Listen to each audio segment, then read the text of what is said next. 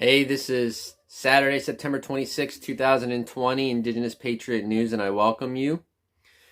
We're going to talk about Trump's Supreme Court pick. He finally announced it.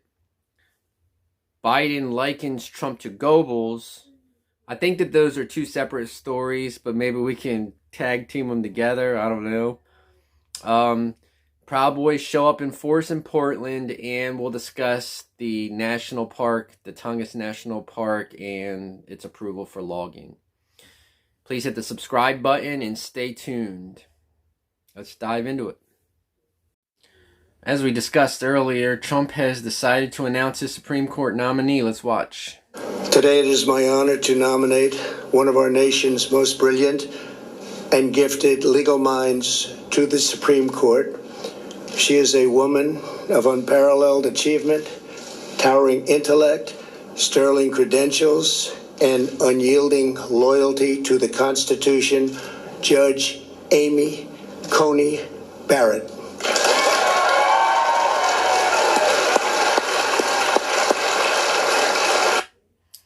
Okay, so Judge Barrett was put in the appeals court by Trump earlier in 2017, and some of the criticism she receives is she's part of a religious group that they're Pentecostal. They believe that you can speak in tongues and all that.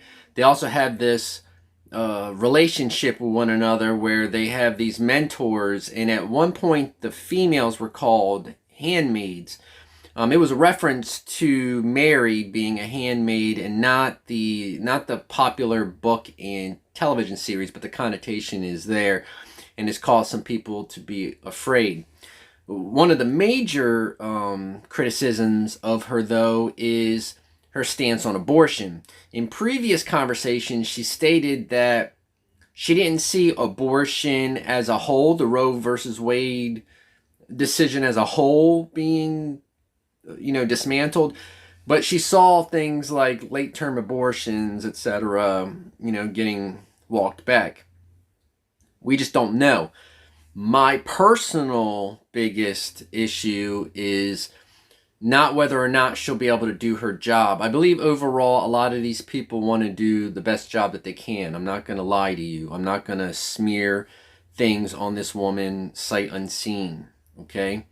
My biggest issue, though, is that he's already stated he believes that the election will go to the Supreme Court, and he's hurrying up to nominate his pick. That is stacking the deck. That is not fair in any form or fashion, and it makes me question the legitimacy of all of this. And I feel like even if I were a straight up conservative, I would have issues with that, okay? I believe that you shouldn't have everybody agreeing with you all the time in a conversation, that a little bit of debate is healthy as long as it can remain in a learning and respectful manner. Sometimes debate becomes personal, and then it's just attacks on one another, and there's nothing to be gained from that but ruined relationships. I'm not including trolling. Trolling is just useless to me. Somebody gets on there and thinks that, their anonymity allows them to say the things that they want to say that they wouldn't say to you in person, and that's irrelevant to me. If you're not going to affect my paycheck, I don't really care, right?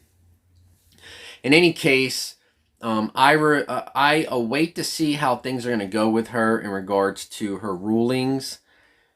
I'm nervous about the issue of the election going to the Supreme Court and having to be decided by them. And not just that, but we also have his taxes that are nearing the Supreme Court. It's not good in those regards. It's stacking the deck. And I feel like that is very inappropriate.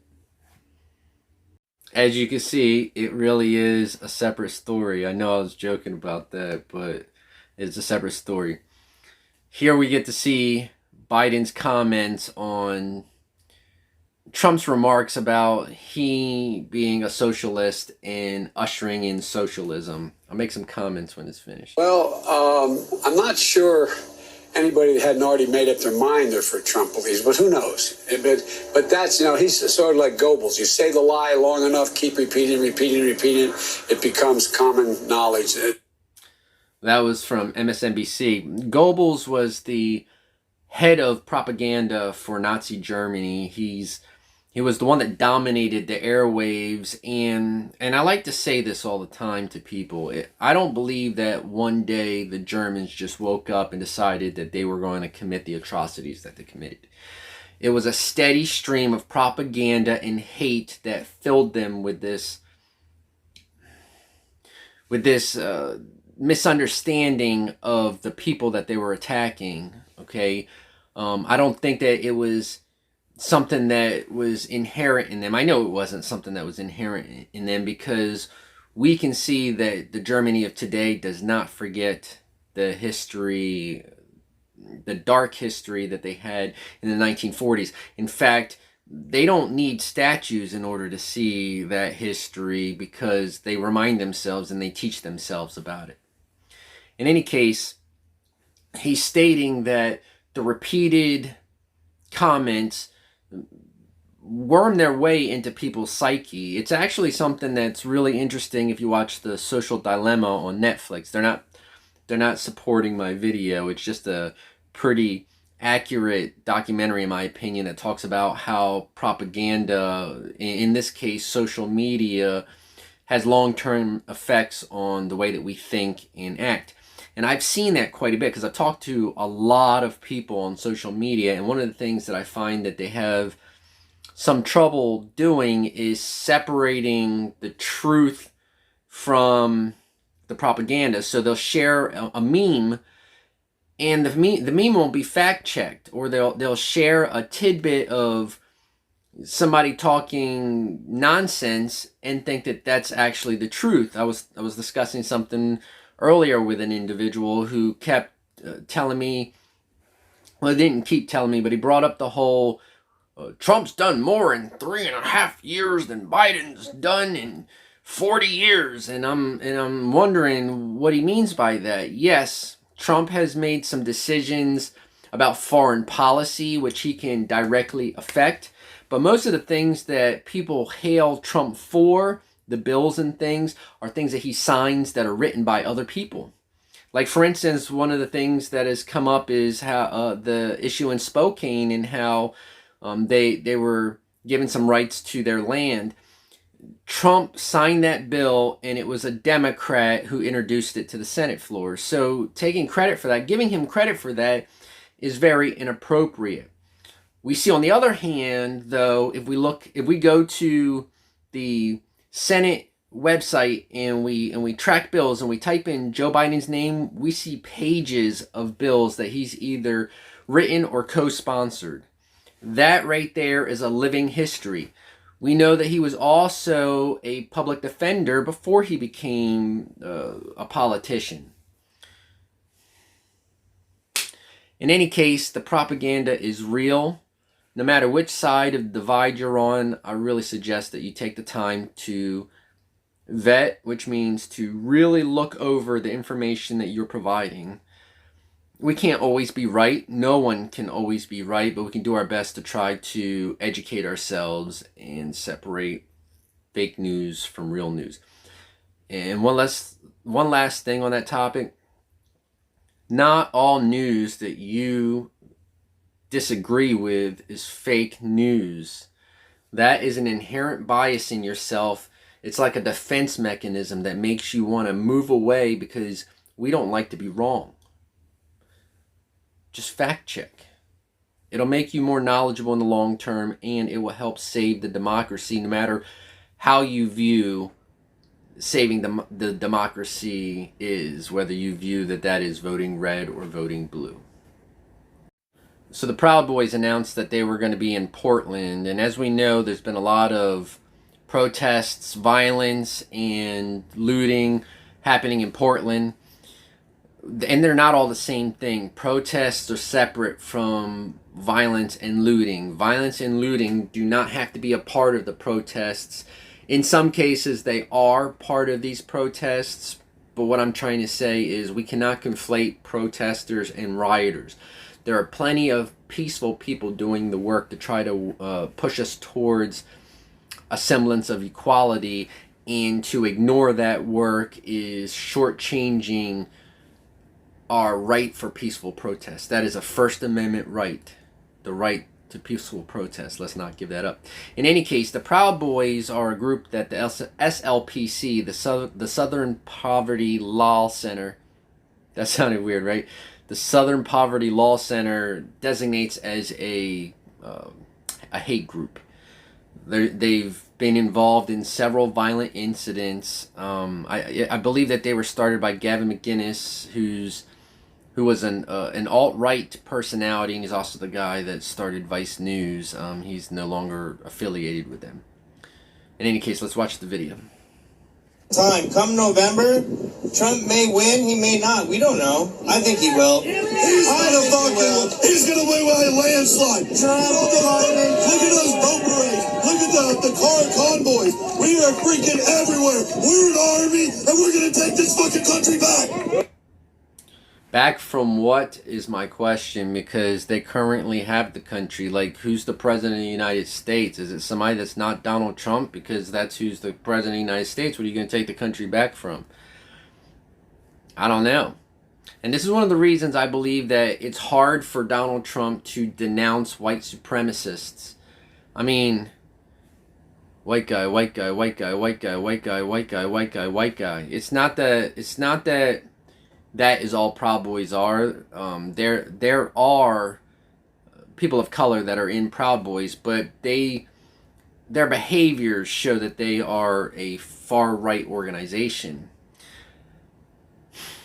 We don't need the extra tensions boiling over. Let's let the Portland law enforcement and the state of Oregon law enforcement do what they're supposed to be doing and keep out the federal interference and keep out these militia groups. This is, if something happens, it should be expected, because we already know the boiling pot that is Portland. We've already seen it with, the Kyle Rittenhouse issue and the issue where the gentleman from Patriot Prayer was killed, okay? We need peace. And in order to get that peace, we need to sit down at the table and talk. That's what we need to do. We need to hash out our differences and act like adults that actually all care about this country. Because I'm going to tell you this. Just as passionate as the left is the right, just as passionate as both of those is the center. There are patriots in each one of those groups. People that believe that what they are fighting for is important, okay? I'm not going to say that I agree with, well, you obviously know that I don't agree with maintaining Donald Trump as the president of the United States, but what I'm really stating is we can't assume that because people don't follow our same ideology that they're any less for the United States as we are. And I'm specifying the public and not the pundits, not the politicians, not the celebrities. These people have platforms, and they need to educate themselves if they're going to stand on those platforms and speak out. So something that's really important to me is the conservation of our natural resources, the protection of Turtle Island, which commonly we call the United States and Canada right now. Our connection to the land goes beyond ownership. We do not own the land, because if we owned the land, then we would have a say in what happens when we are gone. And we do not. We return to the land upon death physically. Whatever your spiritual beliefs are, I'm not trying to trample on them, but physically we return to the earth. So when I see stories like this, they affect me in a negative fashion. I have the same views that the Iroquois Confederacy did. The Iroquois Confederacy is one of the oldest documents.